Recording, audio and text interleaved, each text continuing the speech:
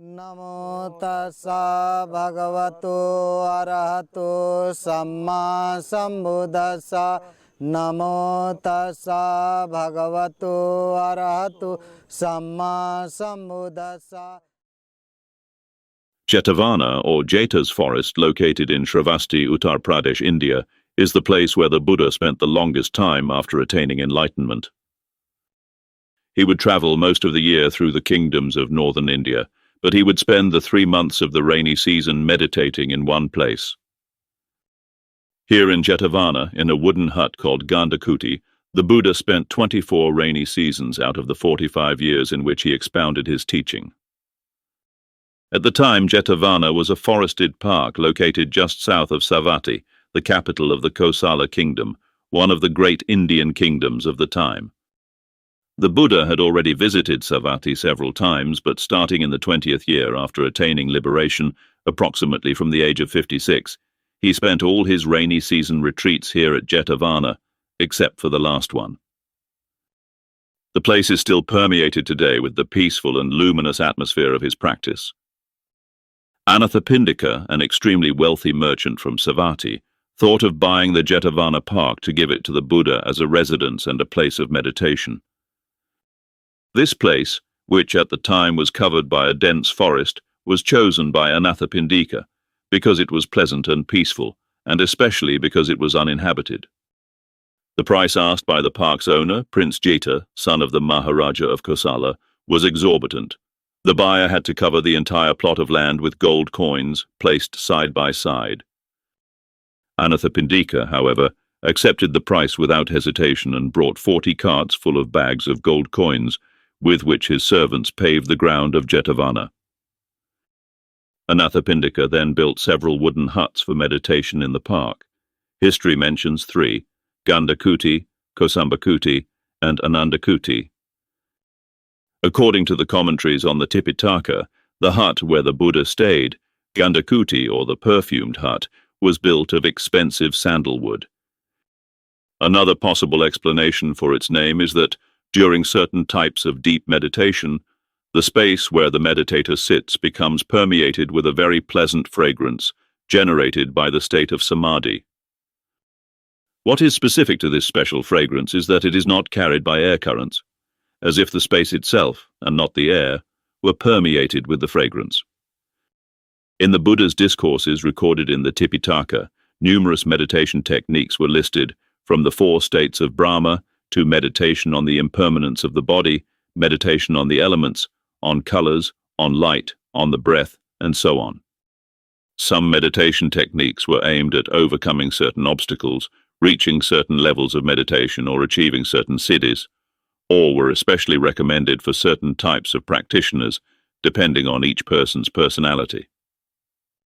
In the centuries after the Buddha, a manual was even developed to classify the various types of human personalities, probably the first work of psychology in the world. It was a wonderful experience meditating there.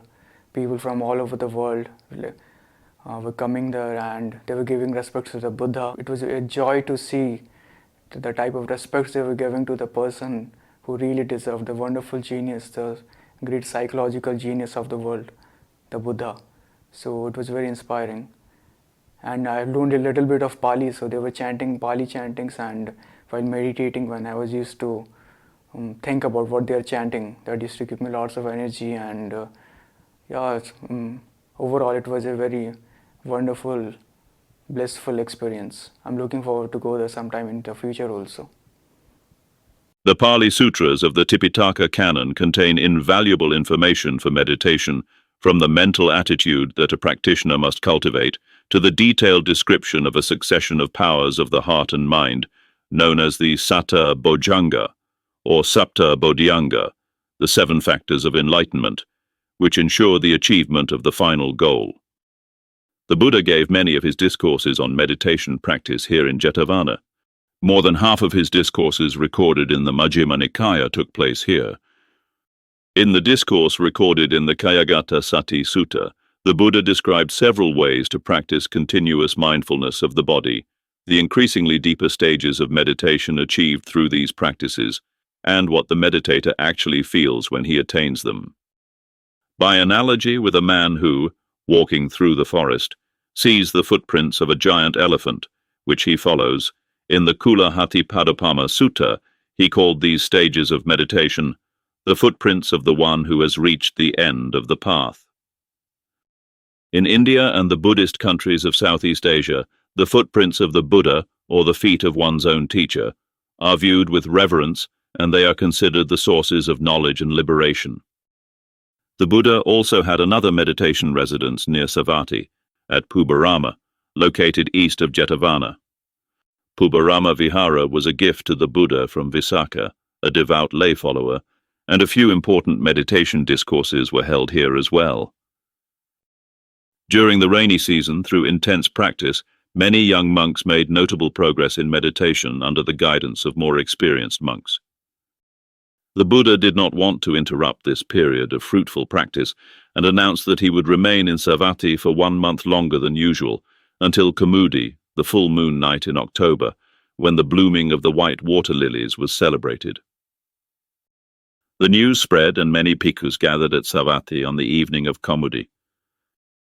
Before this assembly of monks, in which his most advanced disciples were present, the Buddha explained a complete system of meditation practice, composed of 16 steps, through which the practitioner, going through the 4 jhanas, gradually moves from continuous attention to each in-breath and out-breath, through the 4 phases of attention to the body, sensations, states of mind, and the fundamental mechanisms of being, until the realization of the ultimate truth. This system of practice, recorded in the Anapanasati Sutta, is unique in its power to lead the practitioner all the way, from the initial stage of calming the mind to achieving the final goal, the attainment of liberation. It remains the central point of all meditative practices from the time of the Buddha that have been preserved to this day in the Tipitaka canon.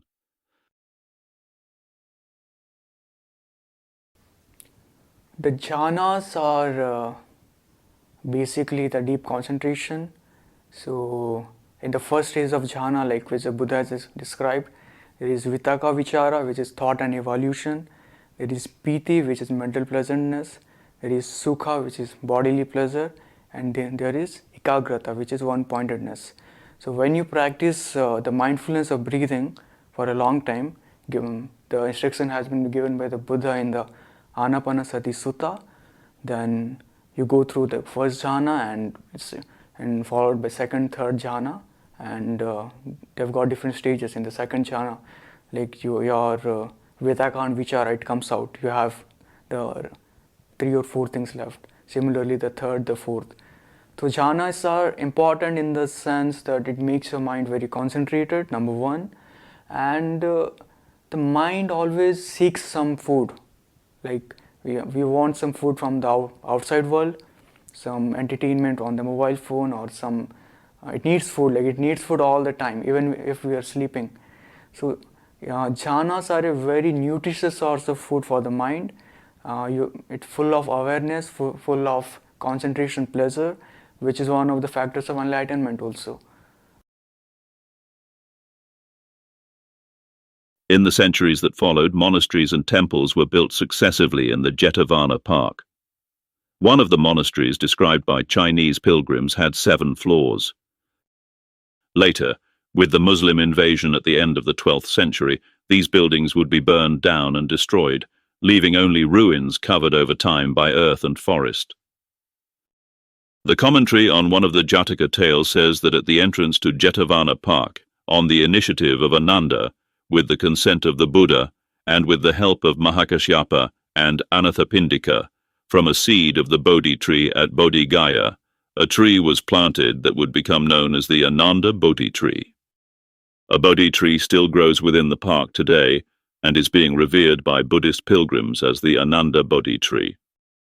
The ruins at Jetavana and Shravasti were first discovered in 1863 by British archaeologist Alexander Cunningham, who identified them based on accounts written by the Chinese pilgrims Fa Hien and Xuan Zhang. Further archaeological excavations followed in the 19th and 20th centuries, with radioactive carbon dating by a team of Japanese archaeologists between 1986 and 1996. The site was confirmed as ancient Jetavana based on inscriptions on statues found inside the ruins. Jetavana has returned today to its simple piece of old, preserving the special charm of the meditation place that it was, and still is. Through the efforts of generations and generations of Buddhist yogis, bhikkhus, and translators, the words of the Buddha can still be put into practice today, anywhere in the world, including here in ancient Jetavana. Meditation for me personally, it's like a touchstone where the goldsmith takes some gold and he rubs the gold on the touchstone and he can see the purity of it. So when we meditate more, the mind becomes more sensitive. When the mind becomes more sensitive, we get to know what is right and what is wrong. Nobody has to tell us. If you are chasing some sensual pleasure, obviously there is some allure in it, there is some thrill in it, there is a pleasure in it, but there is a drawback also. So when you meditate and when your mind becomes very sensitive, you get to see the drawback, and because of that you let go those kind of things which are harmful to you. Just like a person who is holding a burning charcoal, that person does not have to think that it's good or bad for me. That person will just throw it away because the hand is so sensitive to the heatness. Similarly, when we meditate, the sensitivity increases and we get to know so much about the harmful sides of the sensual pleasure, which leads to a better life. So for me, it's like to keep on meditating, to make the mind more and more sensitive, to get to know the habit patterns of the mind in a deeper manner. That's a very fascinating journey. It's so fascinating how the mind works. So for me, it's just like I'm a humble student of the mind when I'm meditating. I'm just seeing how the mind works. So it's a lifelong thing for me.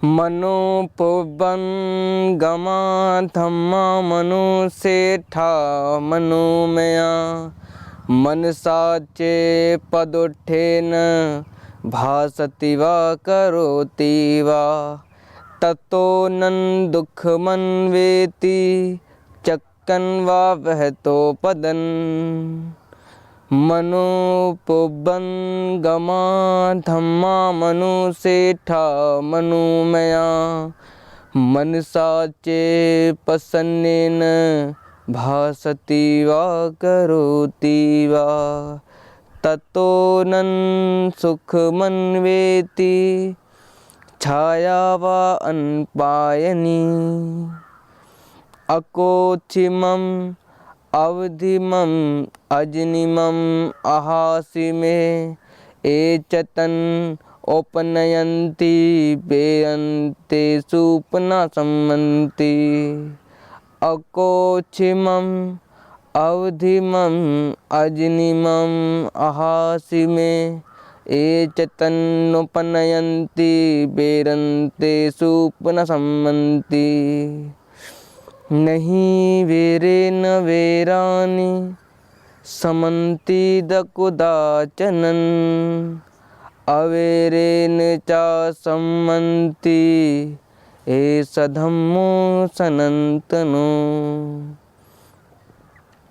शुभानुपश्यन् विहरन्तन् इन्द्रियेषु असंवतन् भोजनमः चामयत्यायुः कुशीतन ही न द्ववीर्यन तन्वे पसहति मारो वातो रुखं वा दुब्बलन अनीक सावो कसावहन यो वत्थं परिदहिष्यति अपेतो दम सच्चेन सो कासावमर्हति न जटा ही न गोते ही न जच्चा होती ब्राह्मणो यम सच्चयंच धम्मो सो शुचि सोचा ब्राह्मणो कायेन वाचा चित्तेन पमादेन मया कतं अचयं खं मे भन्ते भूरि पञ्या तथा गता कायेन वाचा चित्तेन पमादेन मया कतं अच्चयं खम्य धम्मा सुपटिपन्ना अनुतरा कायेन वाचा चित्तेन पमादेन मया गतं अच्चयं खम्य संगा सुपटिपन्ना अनुतरा सव्यपापस्य अकर्णं कुशलस्य उपसम्पदा सच्चित्तपर्योदपनन् एतन् बुद्धानुशासनन्